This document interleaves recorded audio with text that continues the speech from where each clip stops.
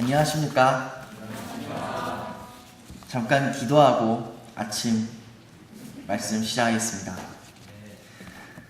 하나님 아버지, 은혜로운 수양의 둘째 날을 이렇게 허락해 주심에 감사합니다. 이 시간 말씀을 보고자 합니다. 우리에게 들을 귀를 열어주시고 천국 소망을 붙들 수 있기를 간절히 기도합니다. 예수님의 이름으로 기도드립니다. 안녕하십니까?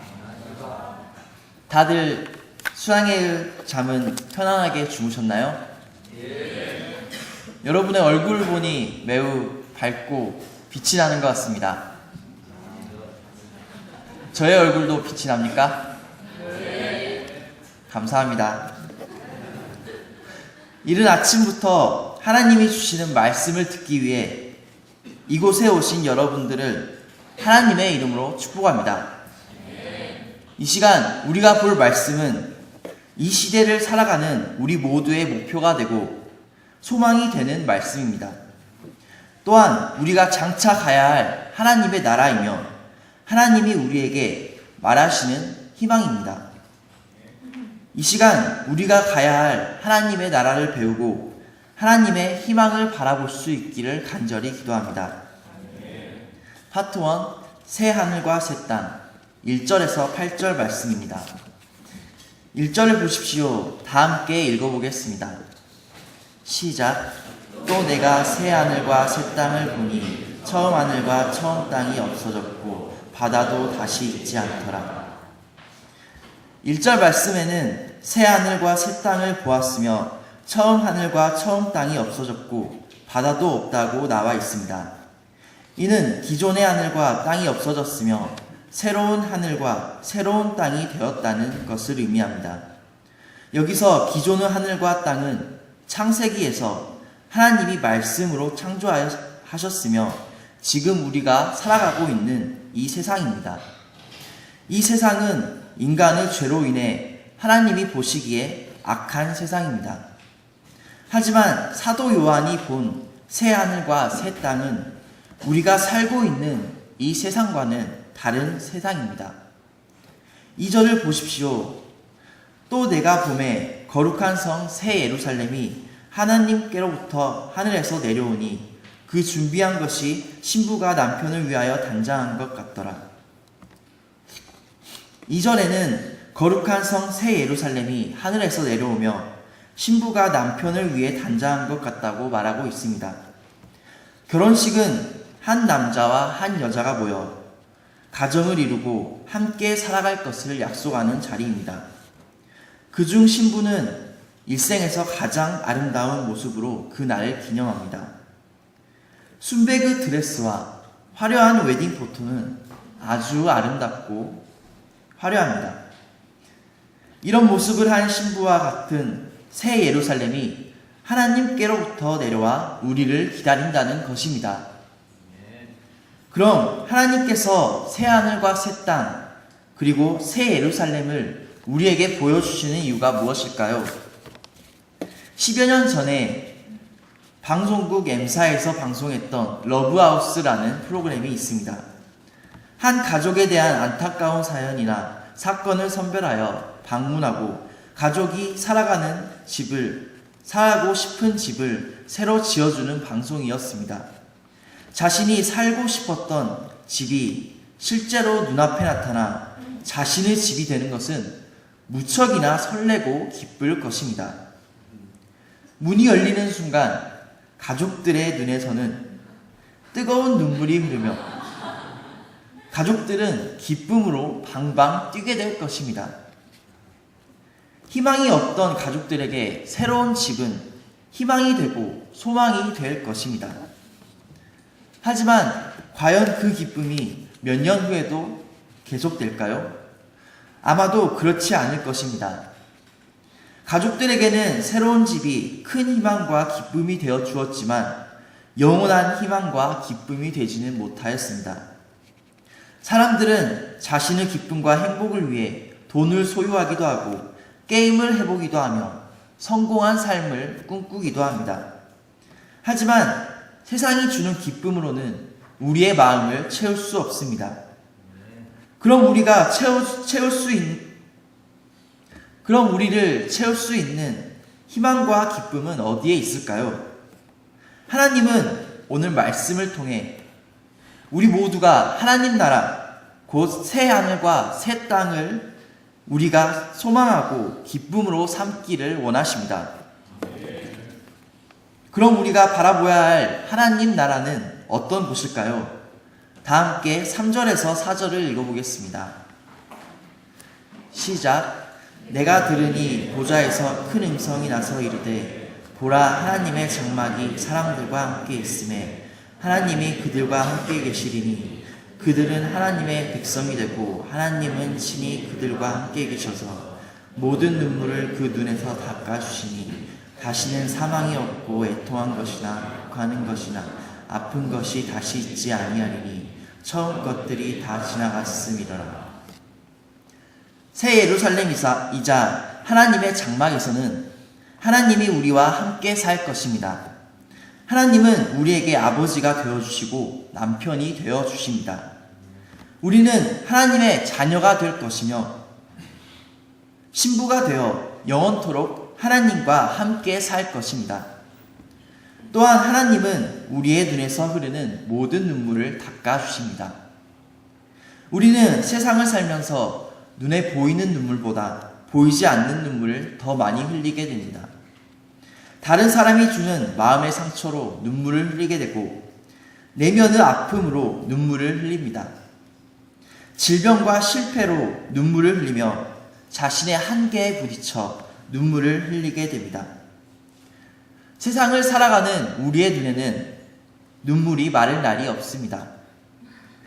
그러나 언제나 하나님과 함께하는 천국에는 우리를 아프고 병들게 하는 죽음, 슬픔, 괴로움, 애통함이 전혀 존재하지 않습니다. 왜냐하면 주님이 우리의 모든 눈물을 닦아주시기 때문입니다.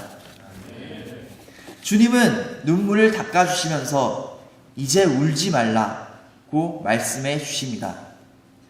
우리가 왜 아픈지, 왜 눈물을 흘리는지 다 아시고 우리를 위로해 주십니다. 하나님이 우리를 위로해 주실 때 주님을 섬기느라 흘린 눈물은 영원한 기쁨이 되고 양들을 섬기느라고 흘린 눈물은 환희가 되며 고난 중에 흘린 눈물은 하나님의 영광이 됩니다. 우리가 믿음의 중심을 지킬 때 영적인 투쟁과 수많은 핍박을 믿음으로 이겨낼 때 우리는 영원한 하나님 나라를 소망하게 됩니다. 5절을 보십시오. 이제 하나님은 마지막 날에 살고 있는 우리에게 선포하십니다. 다 함께 5절을 읽어보겠습니다. 시작. 만지 신이가 이르시되 보라, 내가 만물을 새롭게 하시고 또 이르시되 이 말은 신실하고 참되니 기록하라 하시고. 하나님은 모든 만물을 새롭게 하시겠다고 선포하십니다. 여기서 새롭게 한다는 말은 시간적 의미가 아니라 창조적 의미입니다. 세상에 있는 모든 것은 시간이 흐르면 쇠하게 되며 늙게 되고 사라지게 됩니다. 우리는 이를 막기 위하여 쇠하지 않도록 보수하고 늙지 않도록 몸과 얼굴을 가꾸어 나갑니다. 하지만 하나님은 이런 사람이 하는 리모델링의 개념이 아닌 뉴 크리에이션, 새 창조의 개념입니다. 고린도후서 5장 17절은 말합니다. 그런즉 누구든지 그리스도 안에 있으면 새로운 피조물이라. 이전 것들은 지나갔으니 보라, 새 것이 되었도다. 예수 그리스도를 믿으면 옛 사람과는 전혀 다른 새 사람이 됩니다. 죄로 인해 고통받던 자가 예수님을 의지하여 죄를 극복할 것이며 남을 미워하고 스스로를 아프게 하던 사람이 하나님과 이웃을 사랑하고 복음을 담대히 전하게 됩니다. 자신이 져야 할 십자가를 거부하고 세상 욕심만 쫓던 자가 하나님을 소망하고 하나님의 영광을 쫓는 자로 변화됩니다. 그럼 이 모든 일을 이루실 하나님은 어떤 분이십니까? 6절에서 7절을 읽어보겠습니다. 시작. 또 내가 말씀하시되 이루었도다. 나는 알파와 오메가요 처음과 마지막이라. 내가 생명수 생명을 복마는 자에게 값없이 주리니 이기는 자는 이것들을 상속으로 받으리라. 나는 그의 하나님이 되고 그는 내 아들이 되리라. 이 모든 일을 이루시는 하나님은 알파와 오메가, 즉 처음과 끝이 되시는 하나님이십니다. 창세기 1장에서 온 세상을 창조하신 하나님은 요한계시록 21장에서 다시 새 창조의 역사를 이루십니다. 하나님은 이미 말씀 하나로 온 세상을 창조하셨습니다. 이미 무에서 유를 창조하신 하나님께서 만물을 새롭게 하시고 우리를 변화시키실 새 창조의 역사를 반드시 이루실 것입니다. 그럼 이런 새 창조의 역사를 어떠한 사람에게 이루어 주십니까? 바로 이기는 자, 핍박과 죄의 유혹을 이기고 믿음의 중심을 지키는 자에게 하나님의 축복을 부어 주십니다. 여기서 이기는 자는 신천지처럼 단 한 사람만 받을 수 있는 것이 아닙니다. 또한 말씀을 잘 알고 배운 사람들만이 받을 수 있는 것이 아닙니다. 바로 하나님의 말씀을 믿고 행하는 자, 예수 그리스도를 영접하고 믿음의 중심을 지키는 자에게 하나님의 축복을 부어주십니다. 8절을 보십시오. 그러나 두려워하는 자들과 믿지 아니하는 자들과 흉악한 자들과 살인자들과 행음자들과 술객들과 우상 숭배자들과 모든 거짓말하는 자들은 불과 유황으로 타는 못에 참예하리니 이것이 둘째 사망이라. 8절에 나오는 모든 사람들은 지옥과도 같은 불못에 떨어집니다. 이들의 공통점은 이 세상에서의 영적인 전쟁에서 패배했다는 것입니다. 우리는 세상을 살아가면서 매 순간순간마다 영적인 전쟁을 겪고 있습니다. 우리가 이런 영적인 전쟁에서 언제나 믿음의 중심을 지킬 때 하나님 나라라는 큰 축복을 우리에게 보여주십니다. 우리 모두가 이 큰 축복을 값없이 주시는 하나님을 영접하고 하나님의 축복을 누리는 자들이 될 수 있기를 기도합니다. 파트 2 새 예루살렘 9절에서 27절 말씀입니다. 9절에서 27절까지는 한 천사가 보여준 새 예루살렘의 모습이 나타나 있습니다. 그곳에는 하나님의 영광이 있어 언제나 빛으로 인해 보석처럼 맑고 아름답습니다. 또한 천사가 지키는 12개의 성문은 맑은 유리처럼 투명하였고 12개의 기초석으로 인하여 튼튼하고 강력한 성이 되었습니다.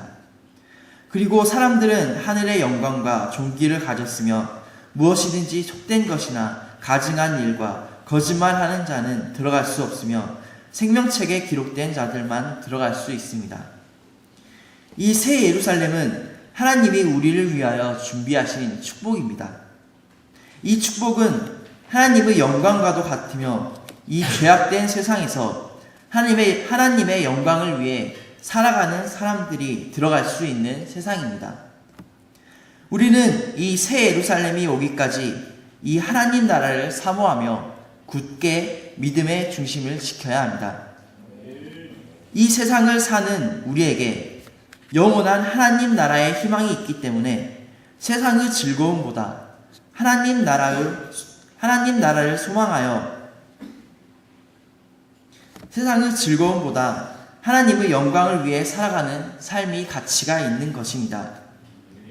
우리 모두가 영원한 하나님 나라를 소망하여 각자의 자리에서 더욱 하나님의 영광을 위해 살아가는 자들로 쓰임받을 수 있기를 기도합니다.